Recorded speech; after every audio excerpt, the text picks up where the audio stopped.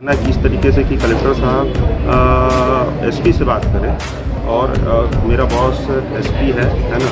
अब तेरा कलेक्टर मेरे एसपी से बात करे तब मैं इस तरीके का आप शब्दों को उपयोग करना।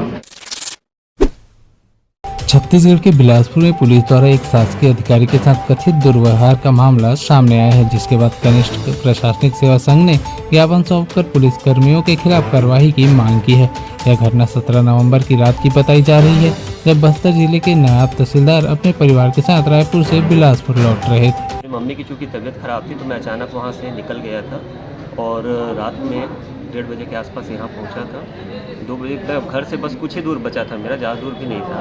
उसी समय कुछ पुलिस वालों ने मेरे साथ बदतमीज़ी की और फिर उसी को मैटर बना के मुझे थाने में ले गया गया। मेरे पापा और भैया को वहीं रहने दिया गया और मैं घर वहाँ थाने में लेके चले गए और मुझ पर आरोप लगाया गया कि मैं नशे में था और गाली गलौज किया हूँ, जबकि आज तक मैंने सिगरेट तक नहीं पिया है या किसी प्रकार के गुटखा का सेवन नहीं किया है, ना ही किसी प्रकार का नशा करता हूँ मैं।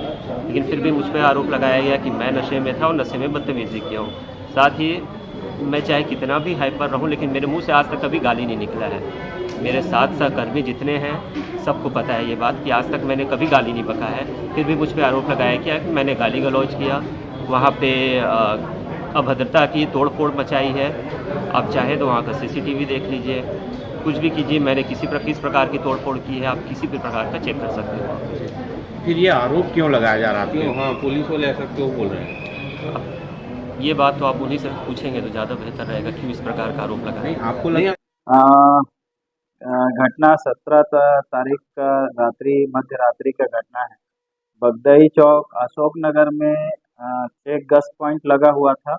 हमारे 2 आरक्षक वहाँ पे तैनात थे।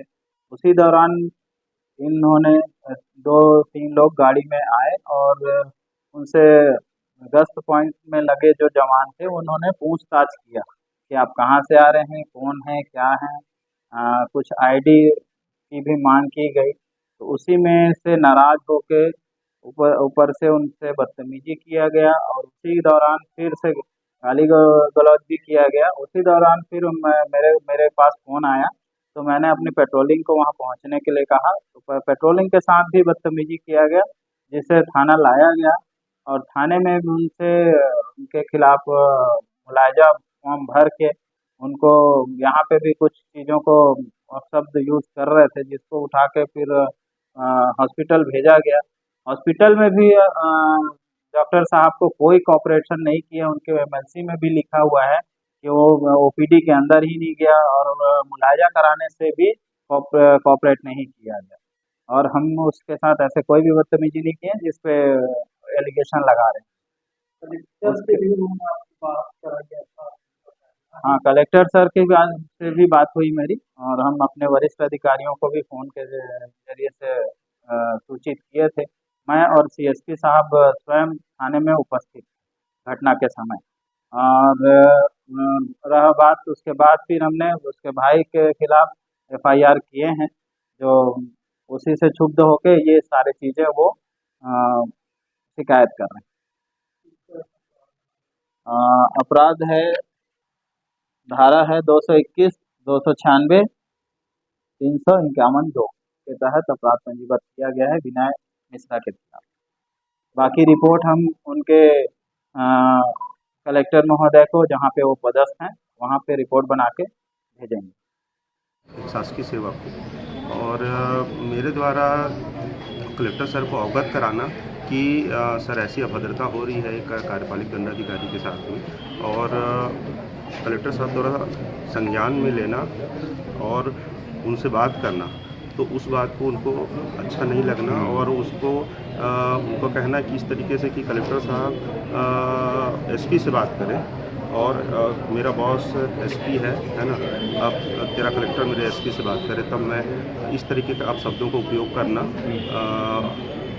उपयोग किया गया और इस बात पे वो लोग भड़के हैं और हम लोग के ऊपर निराधार आरोप लगाए। अब क्या चाह रहे हैं आप? एक हम लोग डरे सहमे हैं, सरकंडा क्षेत्र के निवासी हैं और हम लोग को ये डर है कि कब हमको पुलिस पकड़ ले जाएगी, कब हम लोग थाने की गिरफ्त में होंगे और कब हम लोग का मारपीट की घटना हो सकती है। एक सामाजिक तौर पर भी हमारे घर में डर का माहौल है। 3 दिन से हम लोग ना सो पाए हैं, ना खा पाए हैं। हमारे पास ये ऐसी स्थिति है कि हम लोग मतलब ये डर इस समय कि आज पुलिस पकड़ के मारती है कि कल मारती है, और इस तरीके गुंडागर्दी इस तरीके का हम लोगों ने देखा है।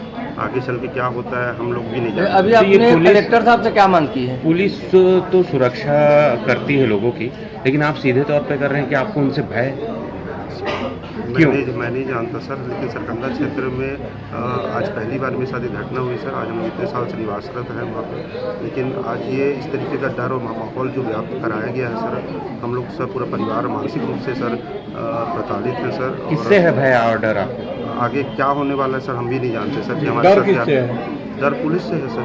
पता नहीं क्या होगा तो सिंह नौराम जी का आगे क्या रूप होगा, और हम लोगों को कितना मारपीट करेंगे या क्या करेंगे और किस तरीके से करेंगे। इसके लिए आप लोग सीसीटीवी वहाँ का देख सकते हैं। अगर हमने भद्रता की है, हम अगर हमारे शरीर में से नशे की एक भी बूंद अगर निकलती है तो हम बिल्कुल उसके लिए जो भी अपराध हमको दर्ज किया जाए हम उसके लिए। थाने में भी मारपीट हुई है आप लोगों से? जी, मैं चूँकि वीडियोग्राफी कर रहा था, कलेक्टर साहब के लिए वो लोग जब अभद्र शब्द उपयोग कर रहे थे, मैंने वीडियोग्राफी करना शुरू किया तो उनके द्वारा कहा गया कि थाने में वीडियोग्राफी करना अपराध है, और जो कि ऐसा बिल्कुल भी नहीं है, लेकिन उनके द्वारा ऐसा कहा गया। और मेरा मोबाइल को छीनते हुए कम से कम 10-12 पुलिसकर्मी द्वारा मेरे मोबाइल को छीना गया। मेरे मोबाइल के शासकीय डाटा डिलीट किए गए, और इसके साथ साथ मेरे पीठ पे वार करते हुए मेरे मोबाइल को छीना गया। इसके साथ मैं अब क्या कहूँ सर जी, आप कलेक्टर ने क्या आश्वासन दिया? सर हम अपनी बात रखने आए हैं सर, और सर हम जहाँ हो सकता है सर हम अपने न्याय के लिए सर अपनी बात रख रहे हैं सर। क्या शुभ नाम लिखते हैं आप? थैंक यू सर, बस मैं आपको इतने ही बताना चाहूँगा। ठीक।